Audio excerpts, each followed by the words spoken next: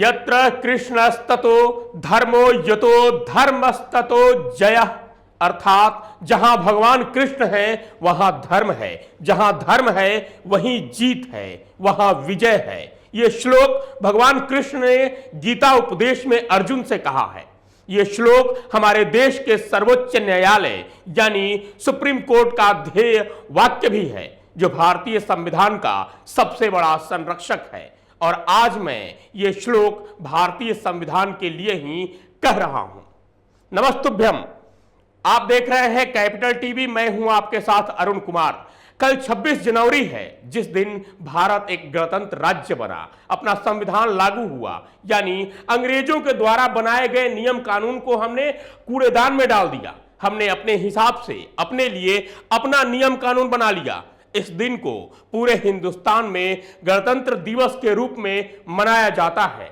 इस बार हम 73वां गणतंत्र दिवस मनाने जा रहे हैं। मनाना भी चाहिए, लेकिन आप में से कितने लोग हैं जो इस संविधान से सहमत हैं? संविधान की सच्चाई से कितने लोग रूबरू हैं?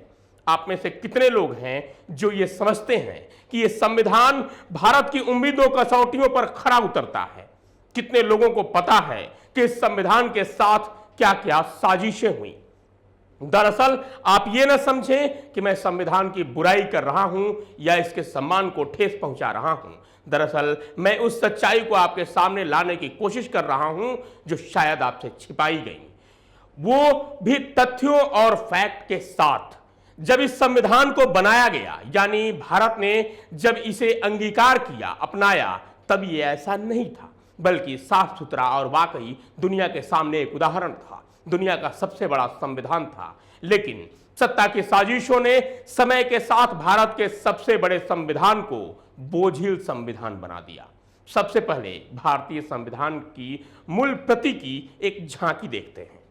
संविधान की मूल प्रति भारतीय संसद की लाइब्रेरी में हीलियम से भरे केस में रखी गई है। हमारे संविधान की 3 मूल प्रतियां, ये तीनों प्रतियां संसद भवन की सेंट्रल लाइब्रेरी में सुरक्षित रखी गई हैं। यहां पहुंचने के लिए 3 कमरों का सुरक्षा घेरा है, जिन्हें पार कर इसे देखने का मौका मिलता है। संविधान की मूल प्रति 16 इंच चौड़ी और 22 इंच लंबी है, जो लंबे चर्मपत्र शीटों पर लिखी गई है, जिसकी पांडुलिपि में 251 पृष्ठ शामिल हैं। संविधान की मूल प्रति हिंदी और अंग्रेजी दोनों भाषाओं में हाथ से लिखी गई है। मेरठ कॉलेज की लाइब्रेरी में भी अंग्रेजी में लिखी गई मूल प्रति की फोटोकॉपी रखी गई है। भारतीय संविधान के मूल प्रति में किसी भी तरह की टाइपिंग या प्रिंट नहीं है। इसे प्रेम बिहारी नारायण रायजादा ने लिखा था। रायजादा ने पेन होल्डर नीब से संविधान के हर पन्ने को बहुत ही खूबसूरती से इटैलिक अक्षर में लिखा है। इसके लिए उन्होंने कोई पारिश्रमिक यानी पैसे नहीं लिए थे, बस शर्त यह रखी थी कि हर पेज पर उनका नाम लिखा जाए, जो आज भी सभी पेजों पर दर्ज है। संविधान की मूल प्रति के हर पन्ने पर प्रेम शब्द लिखा है, यानी प्रेम बिहारी नारायण रायजादा के नाम को अमर कर रहा है। संविधान के मूल प्रति में कुल 22 भाग, 395 अनुच्छेद, 8 अनुसूचियां थीं। प्रत्येक भाग के पेज पर भारतीय संस्कृति की झलक दिखाने के लिए तस्वीरें लगी हैं। हर भाग के पहले एक तस्वीर बनाई गई है। इन तस्वीरों को उस समय के मशहूर चित्रकार नंदलाल बोस और उनके शिष्यों ने बनाया है। प्रत्येक भाग की शुरुआत में 8 इंटू 13 इंच के चित्र बनाए गए हैं। कुल 22 चित्र बनाए गए हैं। इस काम के लिए नंदलाल बोस को 21,000 रुपए मिले थे। इन तस्वीरों में भारतीय इतिहास के अशोक स्तंभ, मोहनजोदड़ो, वैदिक काल रामायण, महाभारत, बुद्ध के उपदेश, महावीर के जीवन, मौर्य, गुप्त, मुगल, शिवाजी, रानी लक्ष्मीबाई, महात्मा गांधी, सुभाष जैसे सभी विषयों और महान हस्तियों की तस्वीरें इसमें शामिल की गई हैं। संविधान के पहले भाग पर अशोक स्तंभ बना है, जिसे उकेरने वाले इंदौर के कलाकार दीनानाथ भार्गव और उनके साथी कलाकारों का संविधान में कहीं भी जिक्र नहीं किया गया है। अगले भाग में भारत की प्रस्तावना लिखी है, जिसे सुनहरे बॉर्डर से घेरा गया है।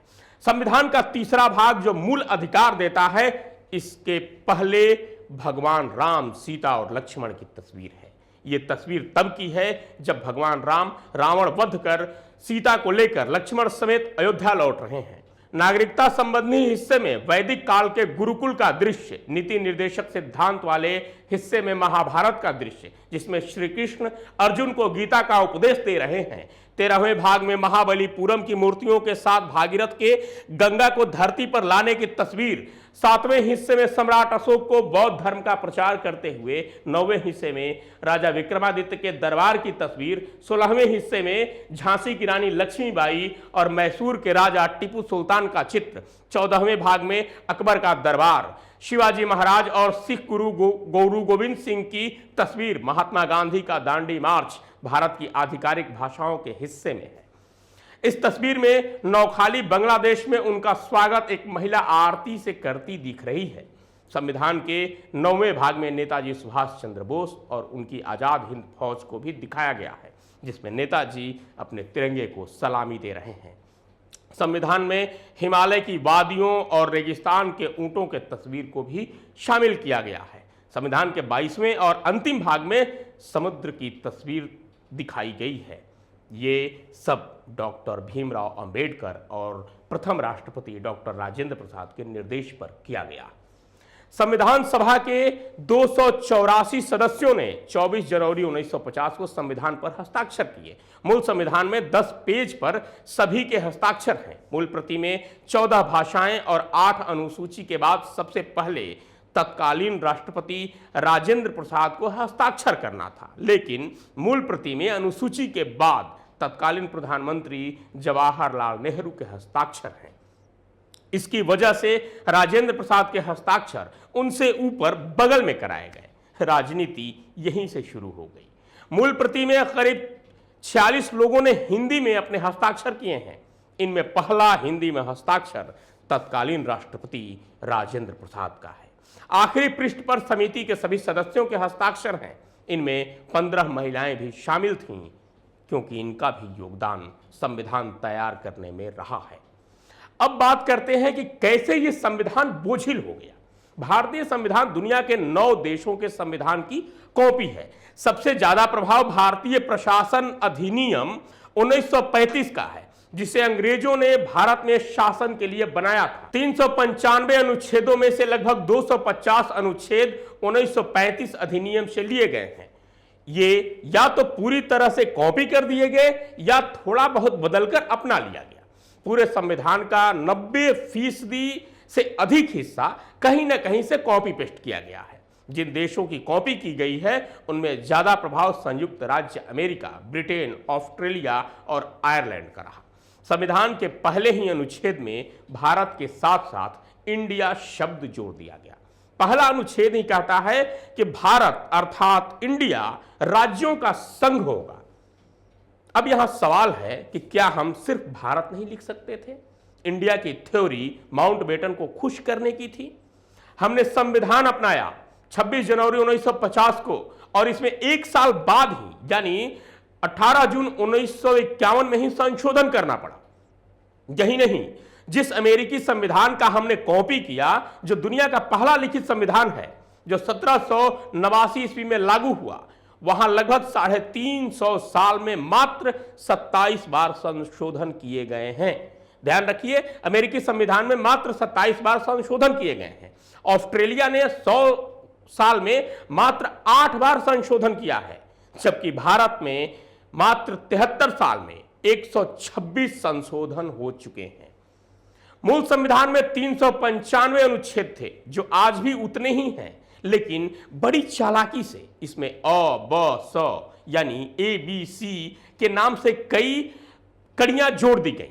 अब शायद ये अनुच्छेद 395 से बढ़कर 448 हो चुके हैं।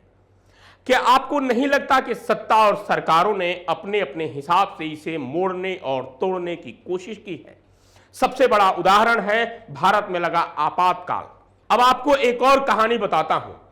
बात 1971 की है, जब इंदिरा गांधी दोबारा देश की पीएम बनी तो उन्हें उनके सलाहकारों ने कहा कि आपके सर्वशक्तिमान भारत का भगवान बनने से एक ही चीज है जो रोक सकती है, वो है भारत का संविधान। इंदिरा गांधी ने कहा, यह किस चिड़िया का नाम है।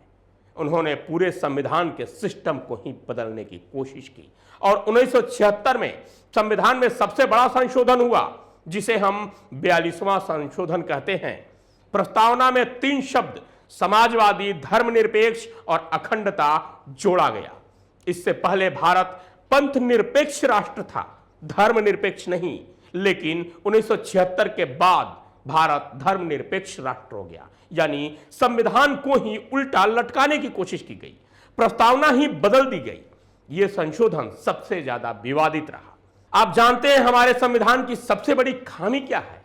वो ये है कि जिसकी सत्ता होगी, जिसका बहुमत होगा, वो इसे अपने हिसाब से बदल देगा।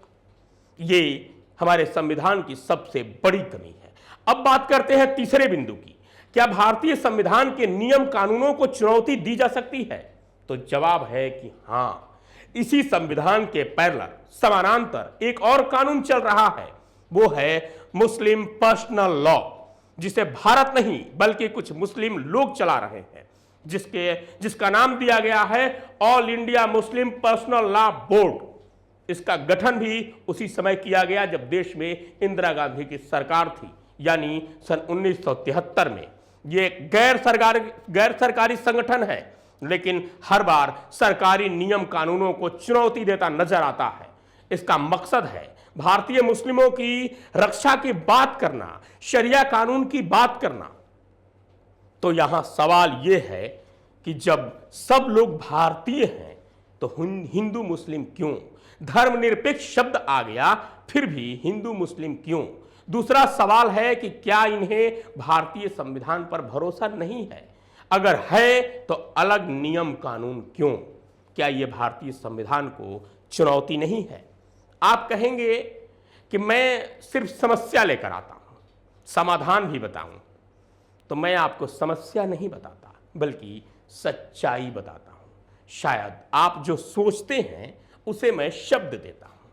अब बात समाधान की करें तो मेरे हिसाब से भारतीय संविधान का आधार किसी और देश के नियम कानून का कॉपी पेस्ट नहीं होना चाहिए था।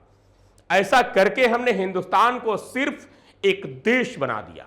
इसकी जगह अगर हमने देश के पौराणिक साहित्यिक ग्रंथों को आधार मानकर, गीता रामायण पुराण को आधार मानकर अपना संविधान बनाया होता तो शायद आज का हिंदुस्तान एक बेहतर राष्ट्र होता।